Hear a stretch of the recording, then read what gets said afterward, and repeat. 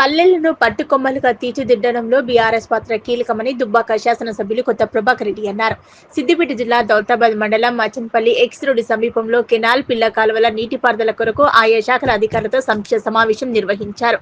ఈ సందర్భంగా ఆయన మాట్లాడుతూ ఎద్దేడిచిన వ్యవసాయం, రైతేడ్చిన రాజ్యం ఏనాడు అభివృద్ధిలోకి రాలేదని దుయ్యబట్టారు. గత బీఆర్ఎస్ పాలనలో సీఎం కేసీఆర్ అధ్యక్షతన దుబ్బాక నియోజకవర్గ వ్యాప్తంగా కాల్వల నిర్మాణాలు జరిగాయని, రైతులకు నీరు అందించడం జరిగిందన్నారు.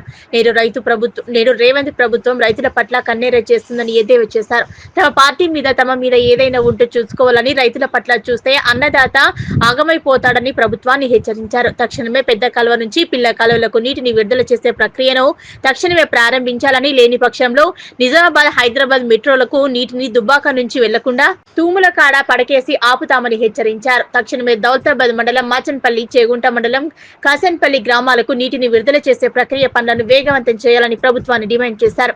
ఈ కార్యక్రమంలో బీఆర్ఎస్ దుబ్బాక కాన్స్టిట్యున్సీ సమన్వయకర్త రణం శ్రీనివాస్ గౌడ్ మరియు పడకండి శ్రీనివాస్ గుప్తా, నేను శ్రీనివాస్, చేగుంట తాజా మాజీ జెడ్పీటీసీ మోదాం శ్రీనివాస్, బీఆర్ఎస్ పార్టీ అధ్యక్షులు నారం రెడ్డి, పులిమామిడి కిష్టాపూర్ మాజీ సర్పంచ్ నాయని రాజగోపాల్, నాయకులు రాజ్రెడ్డి, హోలియా తదితరులు పాల్గొన్నారు. గతంలో కేసీఆర్ గారి ప్రభుత్వంలో మరి సిద్దిపేట జిల్లాలో రంగనాయక సాగరు, మల్లన్న సాగరు, కొండపోచమ్మ మూడు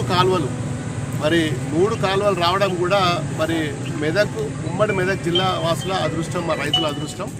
మరి దానికి కానీ మరి Ramayampet canal, Shankarampet canal, Upparpalli canal, Dubbaka canal, ఇవన్నిటి ద్వారా మెయిన్ కెనాల ద్వారా మల్లన్న సాగరు, కొండపోచమ్మ ద్వారా మరి ఈ దుబ్బాక నియోజకవర్గం మీదుగానే మరి మిగతా జిల్లాలకు కూడా పోయేది కూడా మార్గాలు ఇక్కడ నుంచే మెయిన్ కెనాల్స్ అన్నీ కూడా గత ప్రభుత్వంలో చేసి పెట్టినాం.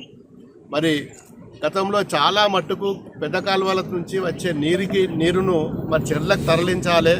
మరి చెర్లకు తరలిస్తే గొలుసుకట్టు చెరువులు, ఒక చెరువులో నిండితే ఇంకో చెరువు నుంచి ఇంకో చెరువు పోయే డ్రాయింగ్ డిజైన్ చేసి మరి కేసీఆర్ గారు అప్పుడు ఇవన్నీ కూడా కాలువలు తవ్విపించి కూడా దాదాపు కంప్లీట్ చేసినాం 2 సంవత్సరాలు. మరి ఎలక్షన్ మూమెంట్లో కాలువలన్నీ కూడా ఆగిపోయినాయి. మరి ఇప్పుడు ఈ ప్రభుత్వం వచ్చి ఏడాదిన్నర అవుతున్నది. ప్రభుత్వం వచ్చిన రేవంత్ రెడ్డి గారు సర్కార్ వచ్చిన తెల్లారు నుంచే మేము మెయిన్ కాలువలు తవ్వినాం. మా రైతులు నష్టపోతున్నారు. ఇవాళ దుబ్బాక నియోజకవర్గంలో మల్లన్న సాగర్ ఉన్నది. ఇవాళ మల్లన్న సాగర్ అనేది మొత్తం రాష్ట్రంలో కాదు దేశమంతా కూడా తెలుసు. అయినప్పటికీ మా దుబ్బాక నియోజకవర్గం మాత్రం నీళ్లు రావట్లేదు. నెత్తి మీదనే కుండున్నది, కిందనేమో ఉపాసం ఉంటున్నాం. ఇవాళ మాకు పక్క పొంటి సముద్రం ఉన్నది. మల్లన్న సాగర్ లాంటి సముద్రం 50 టీఎంసీల నీళ్లుండి కూడా ఈరోజు మాకు వాటర్ రాలేదంటే మరి 15 మాసాలు అవుతుంది సర్కార్ వచ్చి.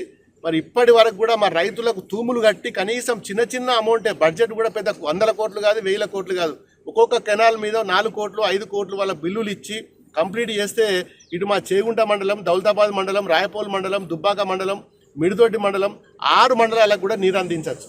దాన్ని కూడా పట్టించుకునే నాతుడు లేడు.